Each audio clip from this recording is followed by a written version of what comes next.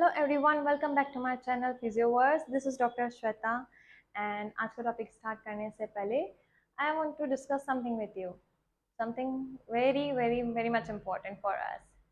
Okay, seeing the client.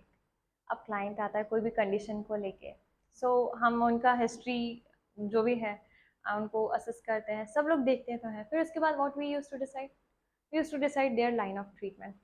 But my question to you guys, क्या हमारे पास एक accurate checklist होती है कि हमारे पास we do have this so and so, कि हमारे पास वेग चेकलिस्ट होती है कि ये भी कॉज हो सकता है, वो भी कॉज हो सकता है उस कंडीशन का। We don't have a proper checklist. Let's say for example एक शोल्डर जॉइंट ही है, आपने जब बुक्स में रीड आउट किया रहता है तो शोल्डर जॉइंट अलग रीड आउट किया रहता है, एल्बो अलग, रिस्ट अलग। बट आपको क्या ये चीज़ पता है कि कभी कभार रिस्ट में इशू जो आते हैं वो शोल्डर जॉइंट के पेन को भी इंक्रीज कर सकते हैं, या फिर इट में हैम्पर शोल्डर मूवमेंट या शोल्डर मोबिलिटी को? नहीं ना।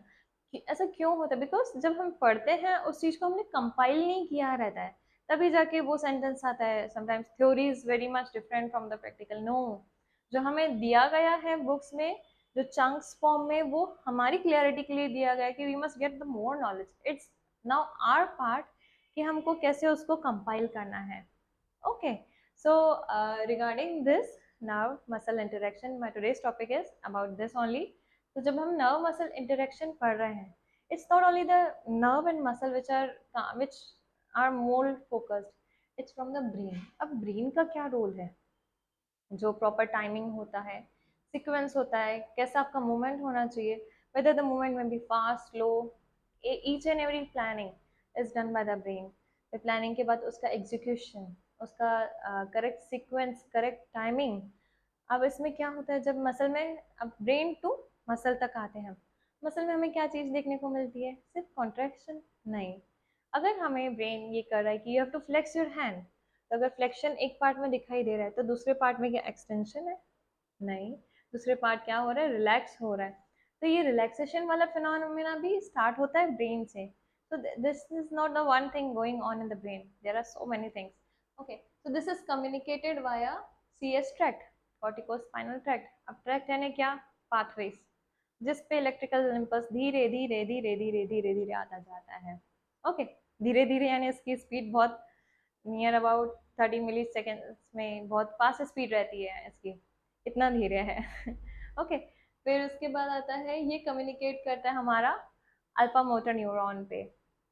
अल्फा मोटर न्यूरॉन वो सेल्स रहते हैं जिससे कि आगे मोटर नर्व निकलती है। अब मोटर नर्व सिर्फ एक नर्व नहीं निकलती, इट्स द ट्रंक। ट्रंक से फिर अलग अलग मोटर नर्व्स बाइफरकेट होती हैं, फिर अलग अलग नर्व्स के बहुत सारे नर्व फाइबर्स रहते हैं। वो एक नर्व फाइबर सप्लाई करता है एक मसल फाइबर को। सी, ब्रेन तो एक ही है, और नर्व फाइबर्स और muscle fibre, it's like whole tree and its branches. Okay, so now let's study about the जो दो फिनोमेना हमको देखने हैं, वो है मसल का कंट्रैक्शन वाला part and next to it muscle का रिलैक्सेशन वाला पार्ट। अब कॉन्ट्रैक्शन में आपने नर्व का क्या पढ़ा है? नर्व का रोल, तो सबसे पहले क्या होता है, नर्व में डिपोलराइजेशन होता है। फिर ऑल या नन लॉ के अकॉर्डिंग क्या हमें देखने को मिलता है कि अगर एक्शन पोटेंशियल जनरेट हुआ तो आगे हमें नर्व का कंडक्शन देखने को मिलेगा, नर्व में कंडक्शन, और आगे उसके आगे हमें मसल में कंट्रैक्शन देखने को मिलेगा। जैसे डिपोलराइजेशन होता है, तो शुरुआत में क्या हुआ डिपोलराइजेशन के टाइम पे? सोडियम अंदर आया, ठीक है।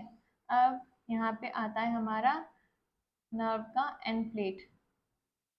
तो near about that end plate, जो ये नर्व का जो पूरा मेम्ब्रेन है, इसमें क्या रिलीज होता है? कैल्शियम आता है। ये कैल्शियम क्या करता है, यहाँ से एक न्यूरोट्रांसमीटर रहता है एसिटाइल कोलिन, इसका रिलीज कराता है, release of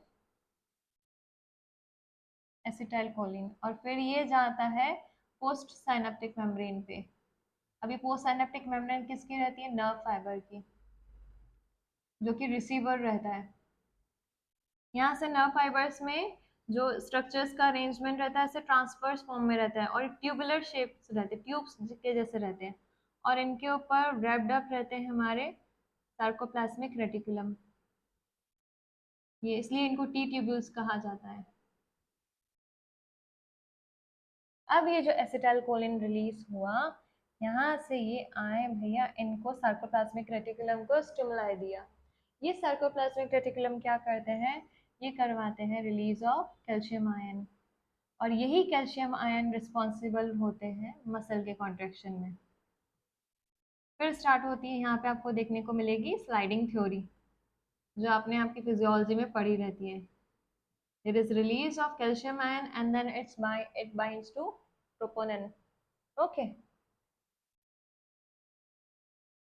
So this is all about the neuromuscular interaction but in the form of contraction. और कुछ वहाँ पे जो इनिबिटरी, जो ब्रेन से कुछ इनिबिटरी पोटेंशियल रहते हैं, तो वो क्या करते हैं, मसल का रिलैक्सेशन। अब यहाँ पे सेम थोड़ा बहुत नर्व का डिपोलराइजेशन देखने को मिलता है, पर द डिफरेंस इज, यहाँ पे जब नर्व की एंड प्लेट रहती है, वहां से सीक्रेट होता है गाबा न्यूरोट्रांसमीटर। गाबा न्यूरोट्रांसमीटर क्या करता है, एक तो ये वापस से नर्व के डिपोलराइजेशन को रोकता है कि भाई अब तुम वहीं पे रुक जाओ, और ये जाता है post synaptic membrane, muscle membrane, post synaptic muscle membrane. तो इस पोस्ट सिनेप्टिक मसल मेम्ब्रेन में जाके ये कराता है क्लोराइड आयन का रिलीज।